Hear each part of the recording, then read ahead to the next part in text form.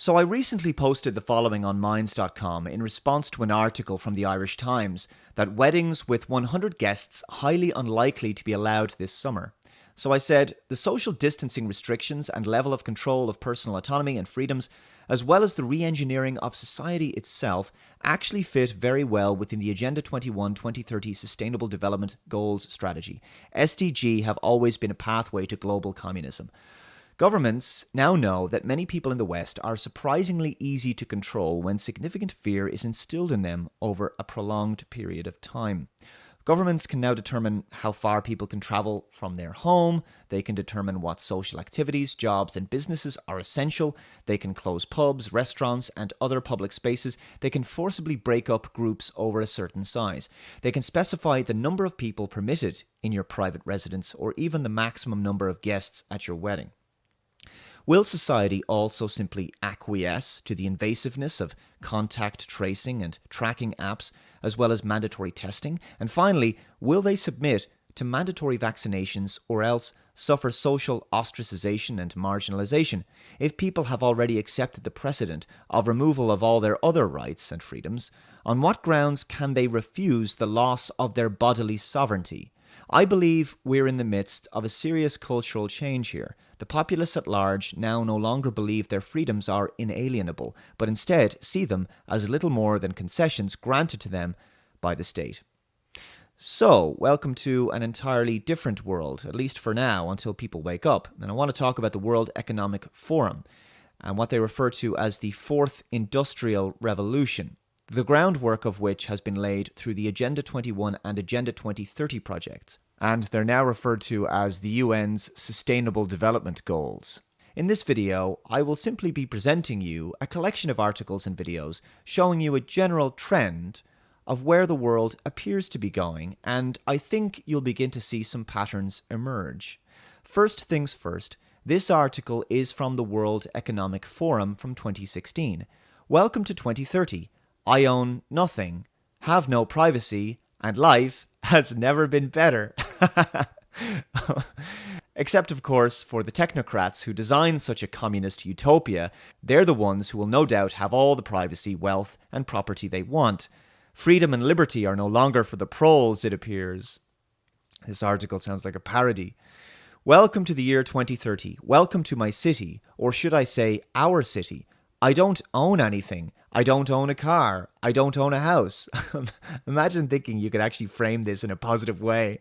I don't own any appliances or any clothes. It might seem odd to you, but it makes perfect sense for us in this city.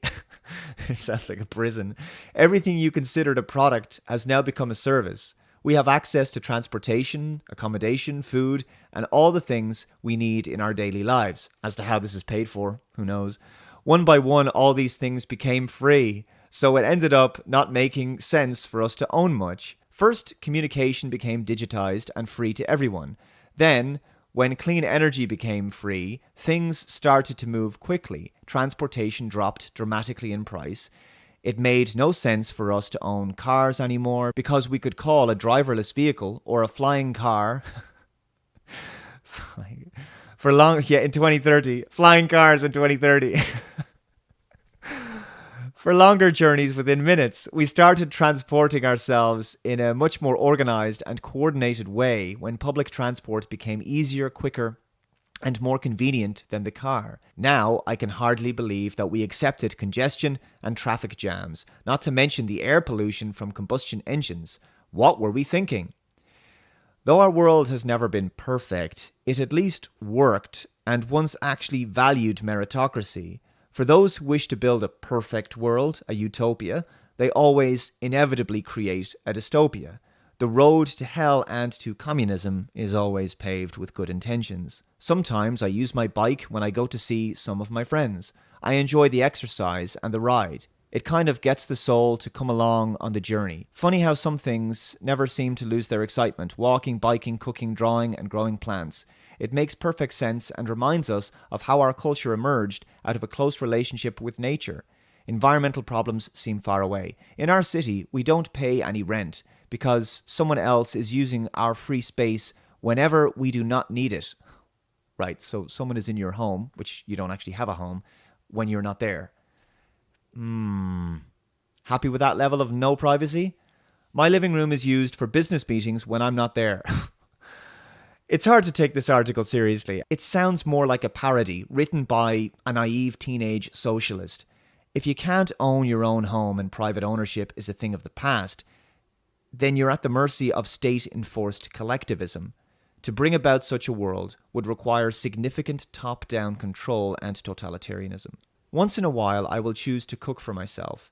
It is easy. The necessary kitchen equipment is delivered at my door within minutes. Since transport became free, we stopped having all those things stuffed into our home. Why keep a pasta maker and a crepe cooker crammed into our cupboards? We can just order them when we need them. This also made the breakthrough of the circular economy easier. When products are turned into services, no one has an interest in things with a short lifespan. Everything is designed for durability, repairability, and recyclability. The materials are flowing more quickly in our economy and can be transformed to new products pretty easily. Environmental problems seem far away, since we only use clean energy and clean production methods. The air is clean, the water is clean, and nobody would dare to touch the protected areas of nature because they constitute such value to our well-being. So in other words, you don't have freedom of movement. In the cities, we have plenty of green space and plants and trees all over. But what if you want to go to the rural areas? Apparently you're not allowed to actually go where you want now.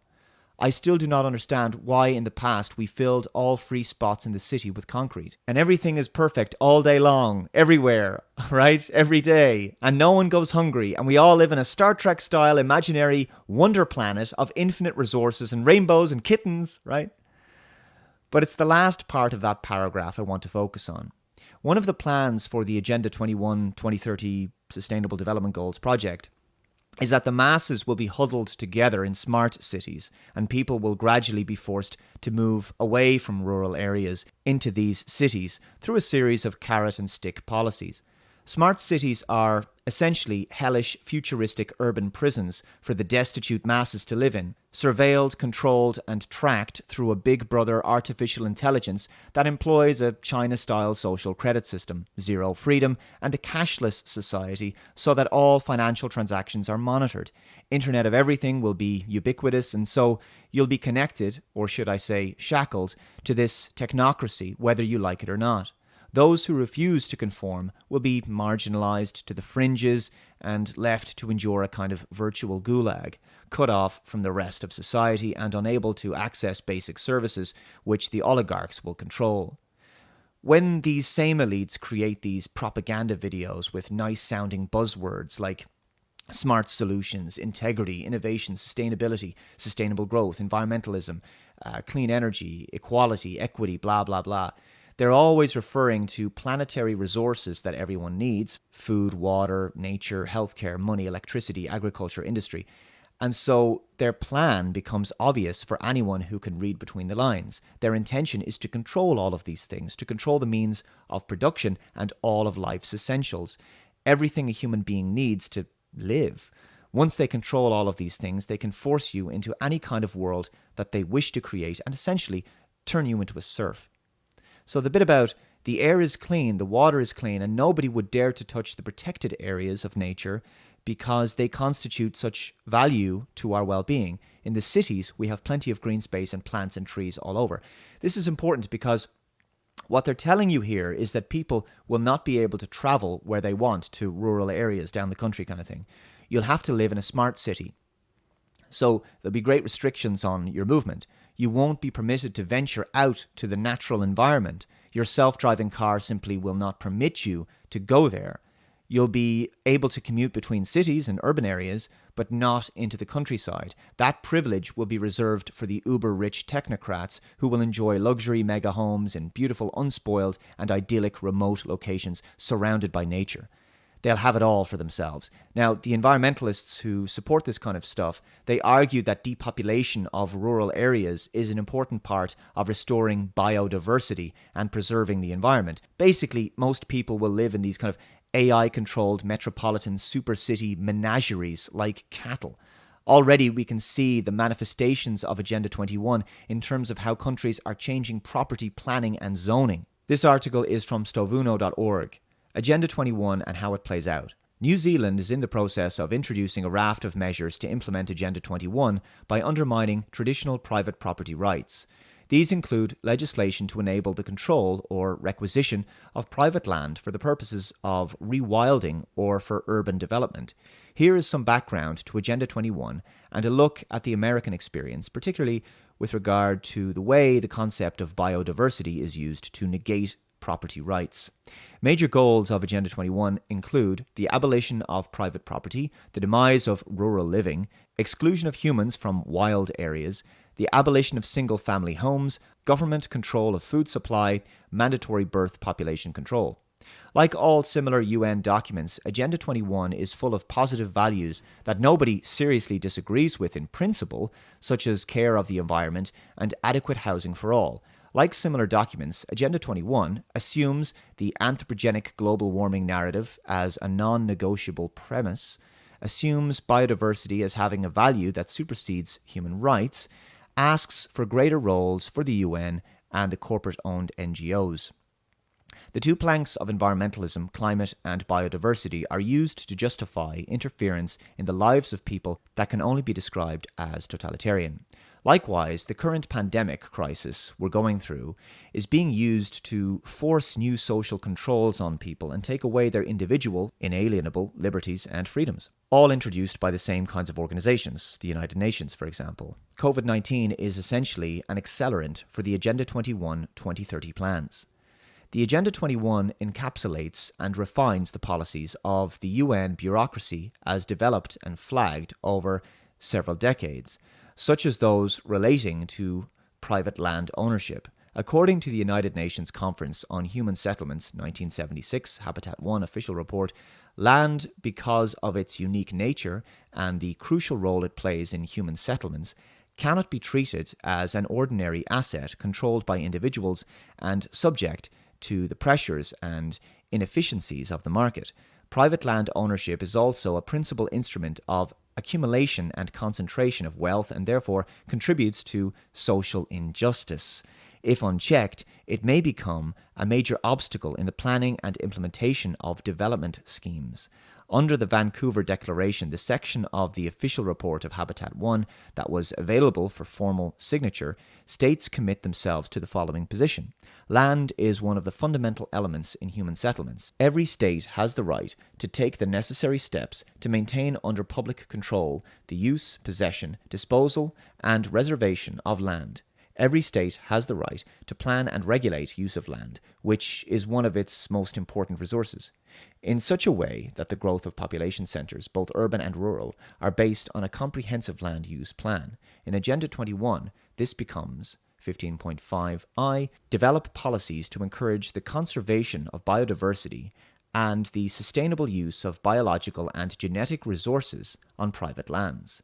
It is clear from the way Agenda 21 is being implemented that encourage means compulsion through legislation, taxation, and local authority zoning. So this is why it can be harder for people to get mortgages in certain rural areas of their country. For example, they're doing this here in Ireland as well. The United Nations view of private property is that the state has the right and should be exercising this right to take land for environmental reasons in order to fulfill an environmental agenda. This is in conflict with the culture of countries like New Zealand, which assumes that universal private home ownership is the best way to achieve equal opportunity, security, and happiness for all, and thus private property rights should only be interfered with for the purpose of essential public works such as motorways. Agenda 21 was theoretically succeeded by the 2030 Agenda for Sustainable Development, but both Agenda 2030 and especially 21 have largely been abandoned by the United Nations and its proponents because of the negative connotations and replaced with terms like sustainability and resilience.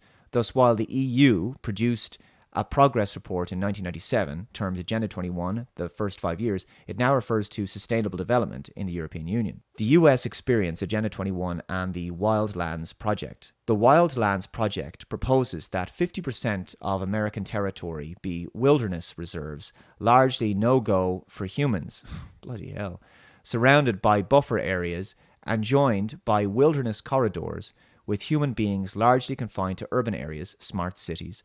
Publicity of the scope of the project led to the US Senate failing to ratify the UN Convention on Biological Diversity. Meanwhile, back in town, it is not just farmers and rural dwellings that are affected by Agenda 21 policies. The UN strategy for high-density urbanization and reduced property rights is playing out in towns and cities as well.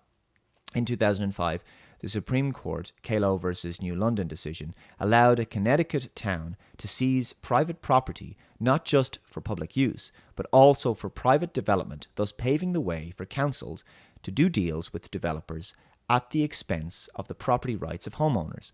The Urban Development Bill, currently before the New Zealand Parliament, is similarly designed to legalise the forced acquisition of private property for commercial development. California lawmakers are taking steps to eliminate single-family zoning by enabling all residential lots of properties in California to be legally converted into multiplexes. It is inevitable that standalone dwellings in the state of California will ultimately be a thing of the past. Basically the pod life, it sounds like. The planning department of Carroll County, Maryland, drafted a smart growth plan. They put smart before everything. You know it's a bad idea when they do that. Which proposed what has been termed a breathtaking reshuffling of land rights, and which clearly serves the UN agenda of using biodiversity to eliminate single-family homes with gardens.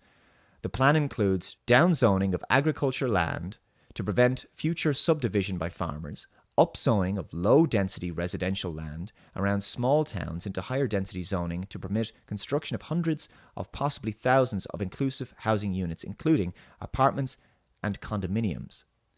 And there's been plenty of this going on in Ireland over the past few decades. The building of horrific eyesore apartments and houses with no gardens or front driveways, just shared car parking spaces, endless urban sprawl, basically rabbit hutch towers that look oppressive, to be honest, more like cell blocks than homes. And of course, as I've said, it's much harder to get mortgages in certain rural areas of the country.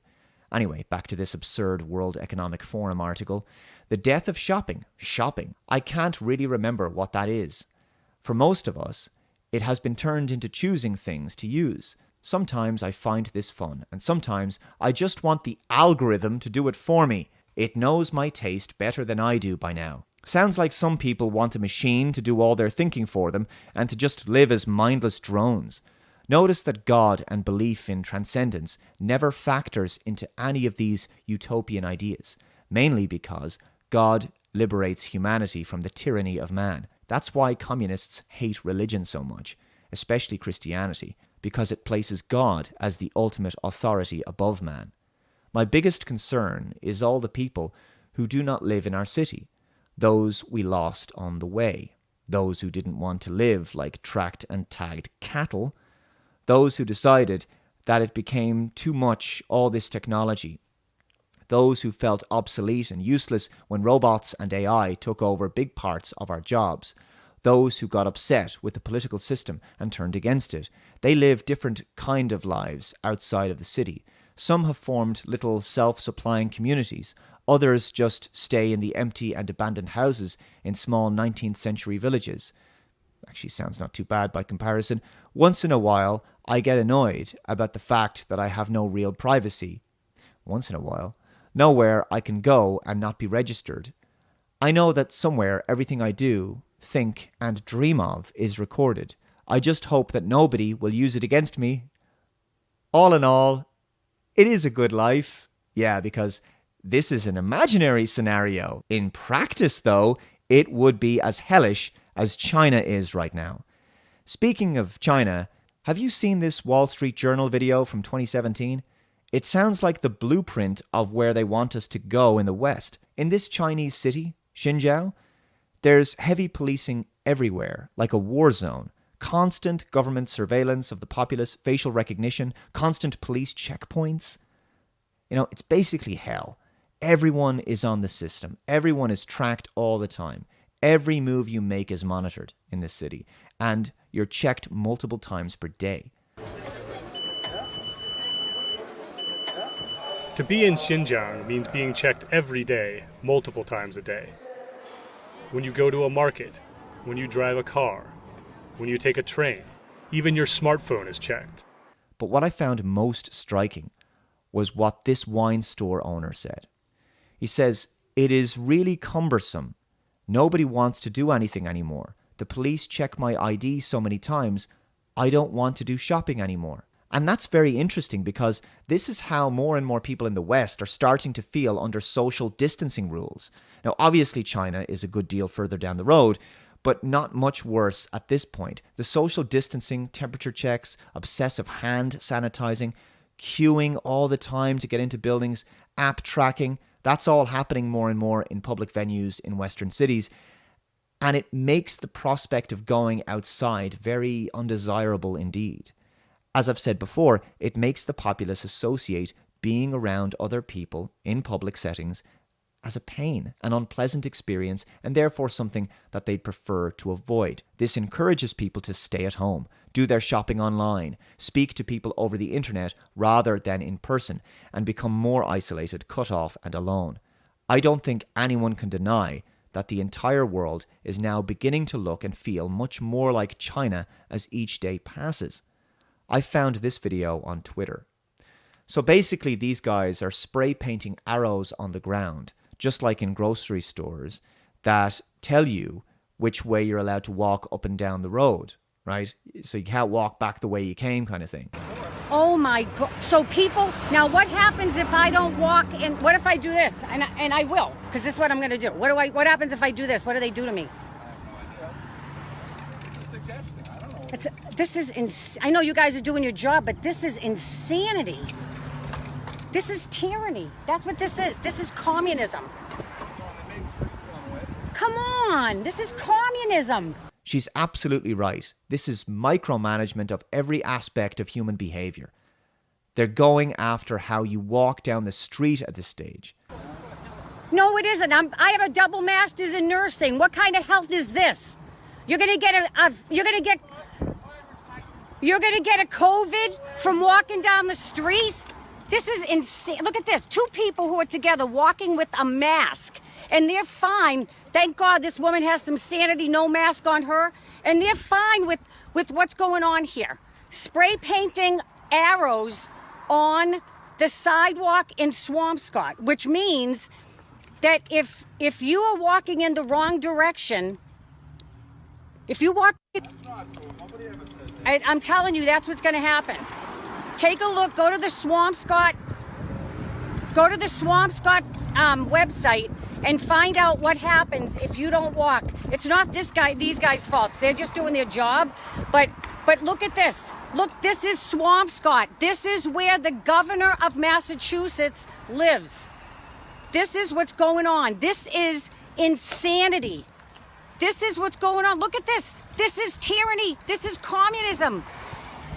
This is what the Chinese communist government does to their people, and it's happening right here on the streets in Massachusetts. Remember the frog in the boiling pot? Slowly but surely, people adapted to the new regime, and because not enough people stood up and called it out at the time, and because some people just said they were just doing their job, it became the new norm.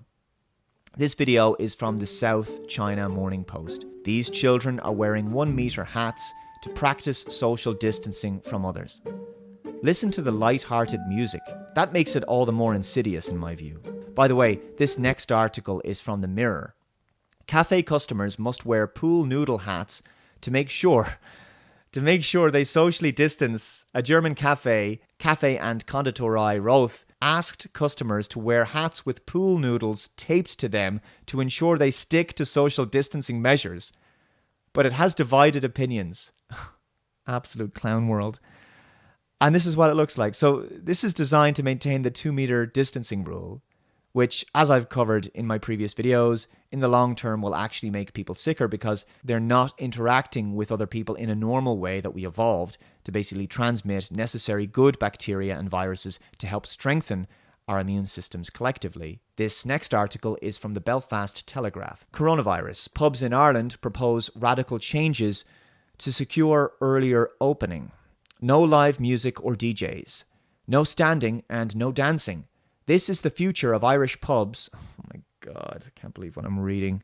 The Irish pub is like one of the greatest social venues that you could go to in the world for the crack and for fun. And this is what we're doing now in a socially distanced world. Oh God, it's so dystopian.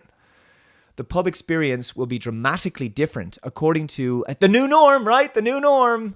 This is where we have to go now, because apparently the virus that actually is no more fatal than a seasonal influenza, this is what we have to do. The pub experience will be dramatically different according to a new set of social distancing strict guidelines, which may allow for pubs in the Republic to reopen sooner. Industry representatives will urge Dublin officials to allow bars to reopen at the same time as restaurants and cafes, with a series of strict social distancing guidelines in place. Sounds like a pub experience with no fun. Yay! According to the Irish government's roadmap to reopening the country, pubs are to reopen in Phase 5, which would be August 10th at earliest. However, cafes and restaurants will reopen under Phase 3 from June 29th. I wonder how many can actually hang on that long. It's a long time for businesses to try to survive. Pub representatives, Licensed Vintners Association and the Vintners Federation of Ireland have now joined forces to urge the Irish government to put forward pub reopening dates if publicans follow strict measures. The measures are: dispense only bars with no sitting, standing, ordering, payment or drinking at the bar itself. Customers will be seated at tables at all times, with table service provided. No more than 4 people per every 10 square meters.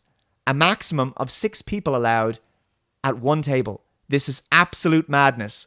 Does anyone else feel like we're living in a mouse laboratory experiment? I think this will utterly destroy the fabric of Dublin's pub scene and the atmosphere that people have always enjoyed when they come to Dublin and go to our pubs.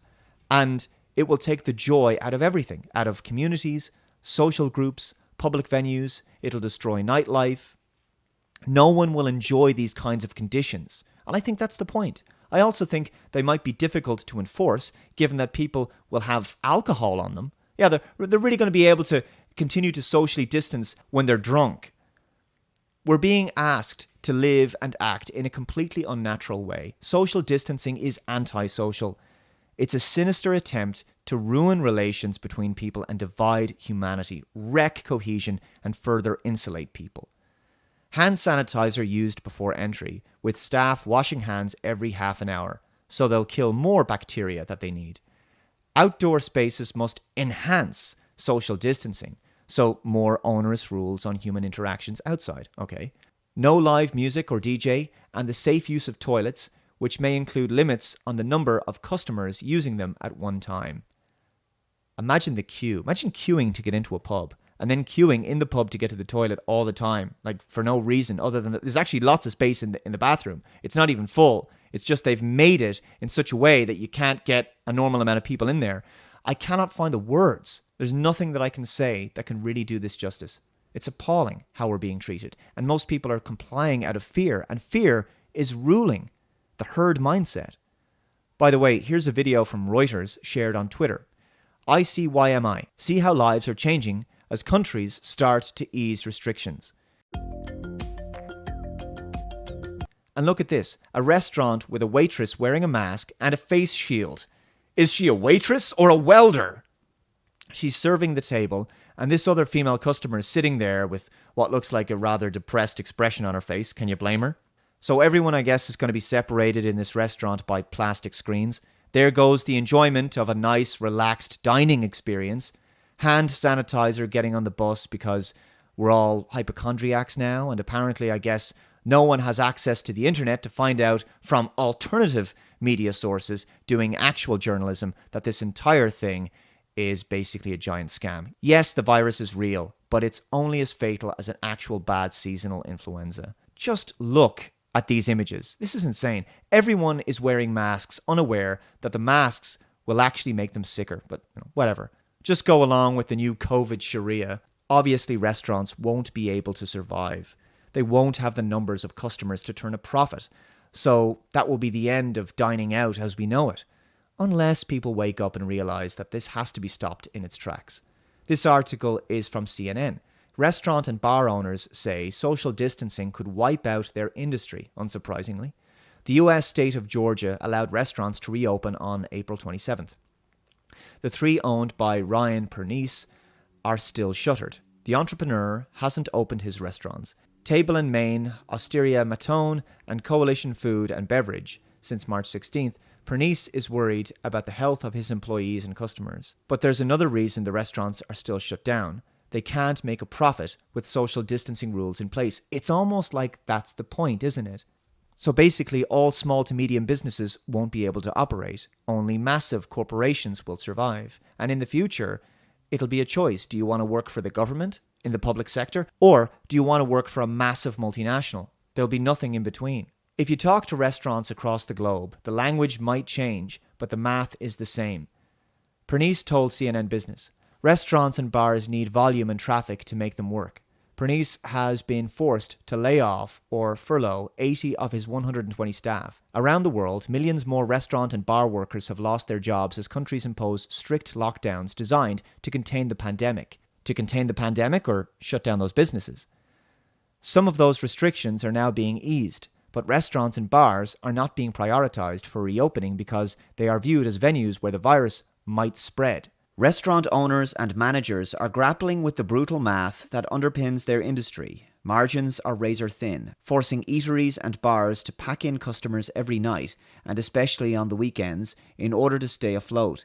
In the toughest markets, that means multiple waves of guests and tables that are pushed together as closely as possible. It's a business model that is simply not compatible with social distancing. There will be no profits for us while we are social distancing, said Blaise Noack, another Georgia restaurateur who chose to reopen when restrictions were lifted last month. There are a great amount of restaurants that I've heard will never open again. Funny how mainstream media corporate offices everywhere, they're considered essential. They're not being shut down. It's interesting, isn't it? As unemployment rises to levels not previously seen in the last century, more and more people will fall into state support and welfare and eventual poverty, and people's health, mentally and physically, does not tend to do well in poverty. I've said this many times. The lockdown and social distancing will have a much greater impact on health than the virus ever did. The virus was always used as a Trojan horse for more control, to accelerate sustainable development goals, Agenda 21, Agenda 2030, and bring about mandatory vaccinations, more surveillance, and ultimately global communism. To bring about the fourth industrial revolution, first, the old world economy must be destroyed to make way for the new one. I found this video by Gulf State Analytics very interesting. As the digital, physical, and biological worlds continue fusing together against the backdrop of innovation in artificial intelligence, the world is experiencing the fourth industrial revolution. I gotta say, it doesn't sound like a revolution I'm going to enjoy all that much. Advanced wireless technologies, autonomous vehicles, 3D printing, commercial drones, and fintech all serve to open new areas for creativity, innovation, efficiency, and economic growth. I really don't like these autonomous vehicles. I want the freedom to drive my own car. In fact, some experts estimate that up to 80% of existing jobs will be automated by the fourth industrial revolution. By the fourth industrial revolution. She has an unusual way of finishing her sentences. Anyway, this is the problem, isn't it? What exactly happens to all of those people who are made redundant by machines? You're going to have mass unemployment, so how do they feed themselves? You see, this fourth industrial revolution sounds more and more like technology-enabled communism. This utopian notion that we'll all just have infinite amounts of resources because the machines will make all our food and clothing for us and we'll just have all this leisure time. It's never worked in the past, and I suspect it won't work in the future. I don't think humanity wants to live like zoo animals in smart cities, being fed scraps by AI overlords. The impact of this transition will reach all countries of the world, bringing opportunities as well as major challenges that could threaten to unleash political, social, and economic instability. Yeah, so why are we doing it again? Why are we trying to make human beings essentially obsolete?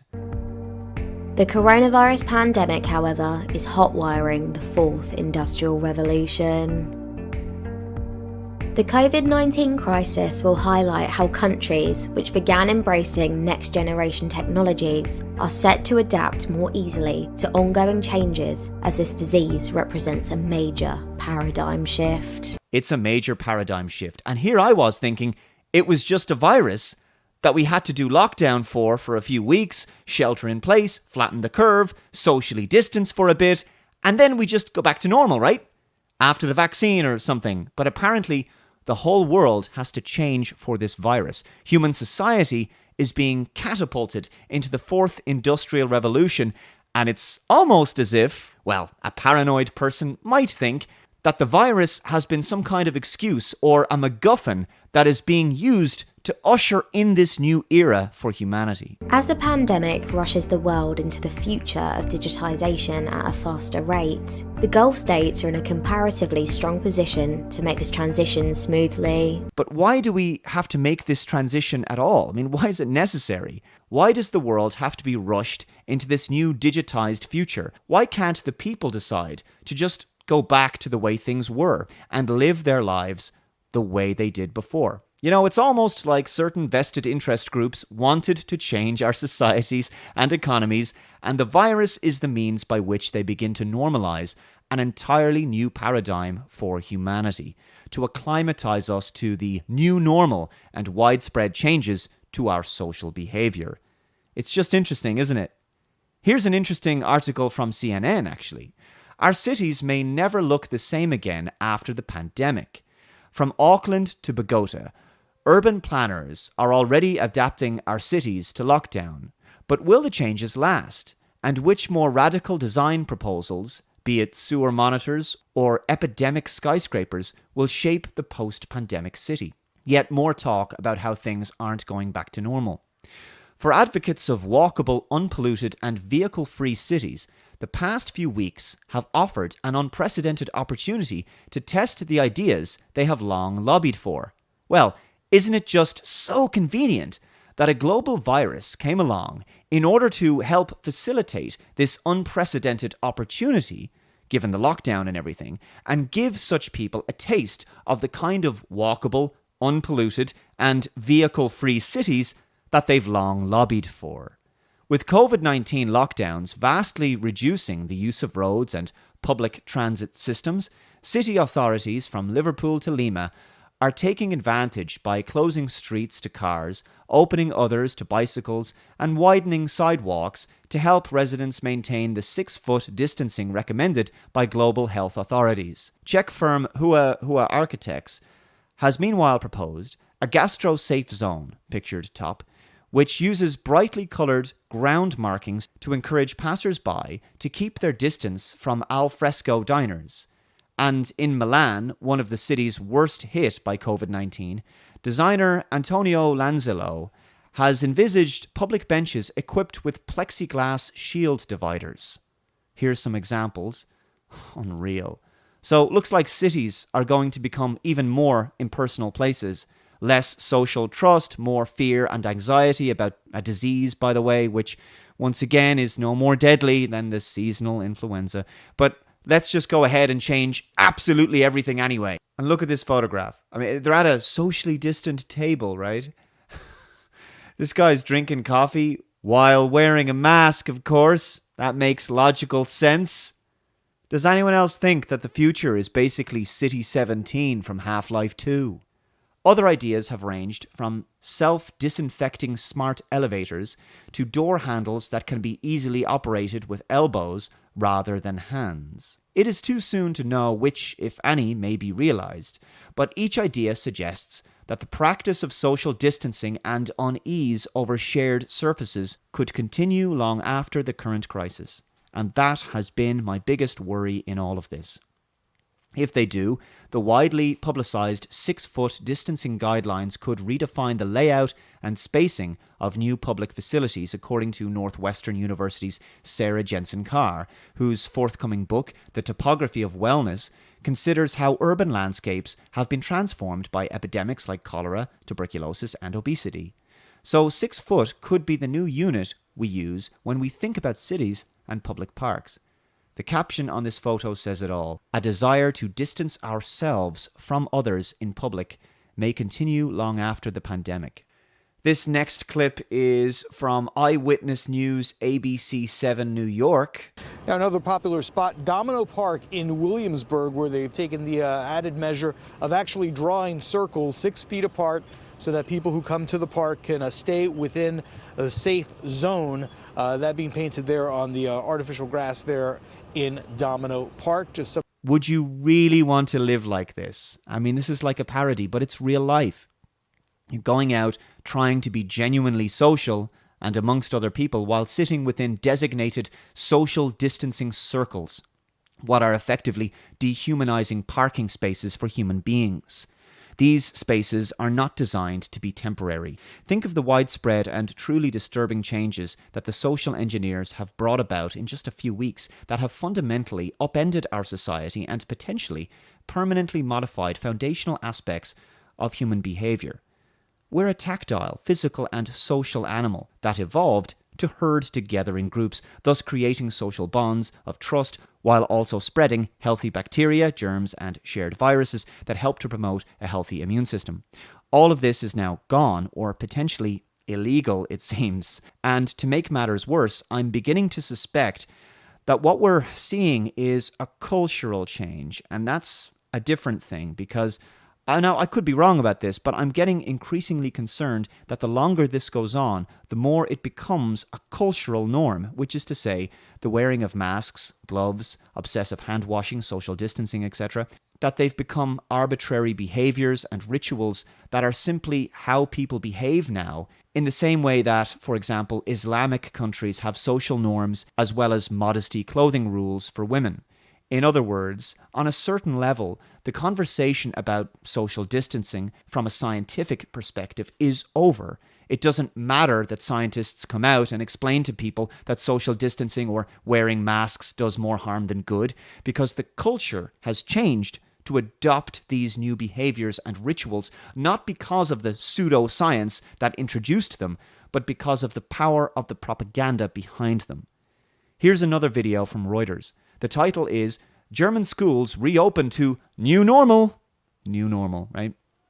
Now, why is it that the media, experts, and politicians keep repeating that phrase, new normal, over and over again? It's almost like they're trying to tell the public that all of these changes, as a result of the virus and social distancing, are here to stay permanently. Like this whole virus was an excuse to see how much fear was required to make the populace come to heel and radically alter their behavior, and also to further the plans of the elites for a new social paradigm.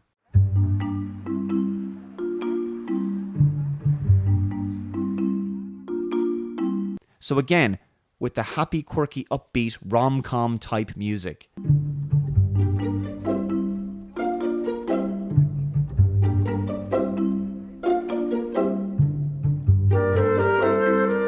People queuing up outside. Well, you better get used to that, folks. Queuing is now going to be part of our lives in places where it was never previously required. People used to be able to just walk straight into shops, restaurants, bars, schools, all kinds of public buildings. Not anymore. Now your life is filled with needless complexity, obstacles, control measures, and systems that isolate you and separate you from other people, while also keeping you fearful and distrustful of strangers and human contact.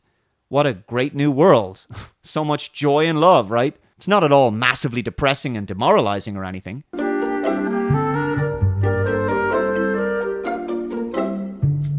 What's with the music? Is this supposed to be fun or something? So the classes have to be all changed and everyone is now sitting a good distance apart from each other, separated by tape. But it's like the kind of tape you'd see during a roadside construction or maintenance or something. First of all, we reduced the number of students in one group. Yeah, this is going to be really efficient and economically viable, isn't it? Well, all of that standing outside, I sure hope it never rains ever. So, what do you think is going to happen here? Well, I'll tell you what I think. We keep hearing about how remote learning is going to be a big thing in the future. So, it's likely that this situation is just going to be so crap that eventually online classes will become the new norm. I want to say that Bill Gates and the plans of vaccine companies to introduce their mandatory vaccines for their reasons, that's only one small part of the story. It might be easy to overfocus on just the fight against mandatory vaccines, while also neglecting the tyranny of social distancing, widespread population surveillance, the introduction of a social credit system, draconian lockdowns, a cashless society, contact tracing, and more. Ultimately, the COVID-19 crisis and the societal control measures and infringements upon individual civil liberties and freedoms sit within the greater plans of the Sustainable Development Goals, Agenda 21, Agenda 2030. Also, I'm seeing more stories like this. This is from New Zealand, from the New Zealand Herald. COVID-19 coronavirus. Controversial bill passed to enforce Alert Level 2 powers. A bill giving police sweeping powers to potentially enter homes without warrants while enforcing COVID-19 alert level rules has passed. The COVID-19 Public Health Response Bill was rushed through Parliament in time for Alert Level 2, but came under intense scrutiny from the opposition. It passed 63 votes in favour with 57 against. The National Party and ACT didn't support the bill, saying it was an overreach of powers, distrusted New Zealanders, and didn't allow for orders to have proper scrutiny. So, personal property and privacy rights now seem to mean very little in the midst of this crisis. Here's an article from itv.com in the UK. Take a look. First images released of social distancing markings to be used in Birmingham. Images have been released showing what one of the first pavement markings and signage schemes is to be used in the country could look like. The markings are designed to guide the public on how to follow social distancing and are to be launched on Broad Street in Birmingham. Two-way markings stretching 100 metres are to be laid from the junctions of Gas Street and all along Broad Street to Berkeley Street. Social distancing is just complete control of all human behaviour in public. So to wrap up this long-winded video, it's weird. In order to bring about the kind of world that the oligarchs clearly want of top-down control, well, they would need a lot more control of the populace, and wouldn't you know it, COVID-19 happened right at the start of this new decade, and it seems to be the perfect opportunity to bring about all these social changes that are useful in accelerating plans for this new world that no one in the public wanted or voted for. Ultimately, the future is not written. Well, okay, technically, the people behind these ghastly New World Order plans have written the future from their perspective in documents and manifestos and propaganda briefings. But in truth, they can't actually make it happen without our consent. And every small act of defiance, every time you don't stand on the stupid circle in the grocery store, or you walk back the other way that you're not supposed to down the aisle, or you refuse to wear a mask, every hug that you have in public, every handshake, every time people attend their places of worship when they're told that they're not supposed to, every time they gather on the streets in groups, it all shows that they do not own us and they cannot control us. Just trying to live a normal and authentic life and going about our day unencumbered is now running the risk of arrest or some kind of criminal prosecution.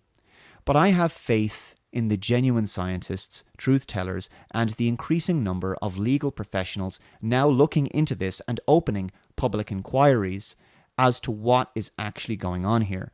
The problem for the global oligarchs and nut-bar psychopath control freaks seeking to bring about the New World Order is that they can only do so by constructing a house of cards. Their plans are so elaborate and interconnected that ripping away one thread, one piece of the puzzle, will dismantle the entire thing. We still have an opportunity to reach hearts and minds, and so long as there is hope, we must continue to dust ourselves off every day, get back up on the horse, and try to continue to fight for the truth with everything we have until the very end. So long as we can still do that, then they haven't defeated us. Thank you very much for watching this extremely long video. Anyway, as this is an exclusive Bitchute video, please share this far and wide to reach as many people as possible. And by the way, another video of mine was removed on YouTube. My video commenting on the removal of the Dolores Cahill interview was also removed. Unbelievable, that's 2 videos removed in the space of a week. But that's YouTube. Thank God for Bitchute. We'll continue to fight the good fight for free speech on this platform. Thanks very much for watching, and I'll catch you next time. Bye-bye.